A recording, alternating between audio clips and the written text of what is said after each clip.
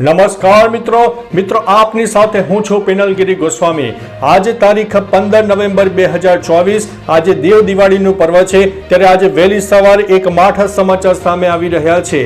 Ankleshwar Surat state highway ઉપર ગમખ્વાર અકસ્માત સર્જાયો છે, જેમાં 3 વ્યક્તિના મોત નીપજ્યા છે। કાર ચાલકને જોખું આવી જતા તેની કાર ધડાકાભેર વૃક્ષ સાથે અથડાઈ હતી। સુરત જઈ રહેલા ભાવનગરના પરિવારને આ અકસ્માત નડ્યો છે। હવે મિત્રો સમાચારો વિસ્તારથી જાણીએ તો અંકલેશ્વરથી સુરતને જોડતા સ્ટેટ હાઈવે પર ફરીથી એક જોરદાર અકસ્માત સર્જાયો છે।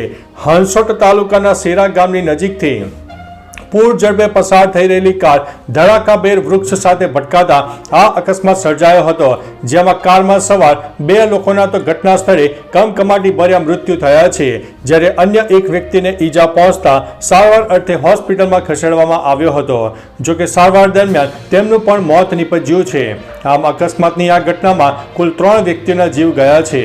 મિત્રો મહત્વનું છે કે પૂર ઝડપે જઈ રહેલી કાર વૃક્ષ સાથે ભટકાઈ ગઈ હતી। ભાવનગરનો પરિવાર કારમાં બેસીને વહેલી સવારે સુરત જઈ રહ્યો હતો, તે દરમિયાન આ અકસ્માતની ઘટના બની। બનાવની જાણ થતાં જ હંસોટ પોલીસનો કાફલો ઘટના સ્થળે પહોંચી ગયો હતો અને મૃતકોના મૃતદેહને પોસ્ટમોર્ટમ માટે ભરૂચ સિવિલ હોસ્પિટલ ખાતે ખસેડવામાં આવ્યા હતા।